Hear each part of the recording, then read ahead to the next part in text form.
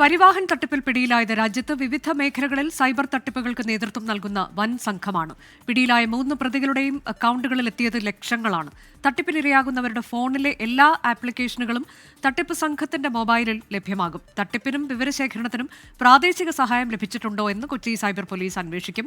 വിഷ്ണു സുരേഷ് വിശദാംശങ്ങളുമായി. വിഷ്ണു, ഇത് ഏതെങ്കിലും ഒരിടത്ത് മാത്രമായി പ്രവർത്തിക്കുന്ന സംഘമല്ല, രാജ്യത്ത് പലയിടങ്ങളിലായി വ്യാപിച്ചു കിടക്കുന്ന ഒരു റാക്കറ്റാണ് എന്നതാണോ ഇപ്പോൾ പോലീസ് കണ്ടെത്തിയിരിക്കുന്നത്? അതിൽ പ്രാദേശിക സഹായമുണ്ടോ എന്നതിലേക്കൊക്കെ വിപുലമായ തരത്തിലേക്ക് പരിശോധന പോകുമോ?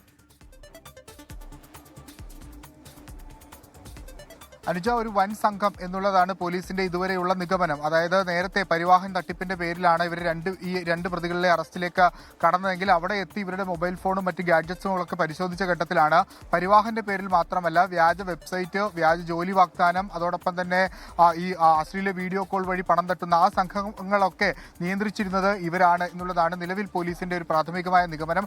ഒരു 16 വയസ്സുകാരനാണ് ഈ തട്ടിപ്പിന് നേതൃത്വം നൽകിയിരിക്കുന്നത്.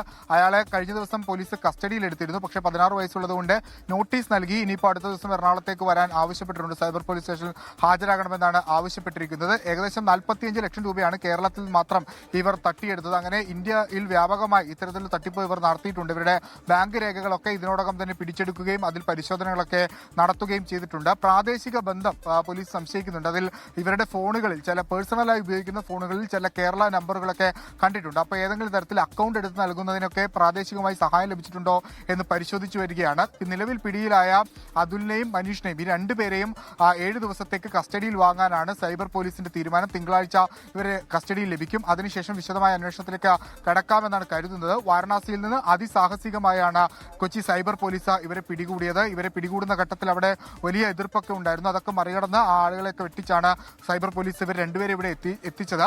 ഇനി കൂടുതൽ അറസ്റ്റുകൾ ഈ സംഘവുമായി ബന്ധപ്പെട്ടുണ്ടാകും. കൊൽക്കത്ത കേന്ദ്രീകരിച്ചായിരുന്നു ഇവിടെ ഓപ്പറേഷൻസ് നടന്നിരുന്നത്. അതായത് MBD സൈറ്റിൽ കൊടുത്തിരുന്ന ഈ വാഹന ഉടമകളുടെ പേരും ഫോൺ നമ്പറുകളൊക്കെ ഇവർ അറ്റാച്ച് ചെയ്ത ശേഷം അവിടെ നിന്നാണ് ഇവർ മെസ്സേജുകളൊക്കെ അയച്ചിരുന്നതെന്ന് നമുക്കിപ്പോൾ വിവരം ലഭ്യമാകുന്നുണ്ട്. ഈ സംഘത്തിലെ അടുത്ത കണ്ണികളിലേക്ക് പോവുകയാണ് നിലവിൽ സൈബർ പോലീസ് ലക്ഷ്യമിടുന്നത്.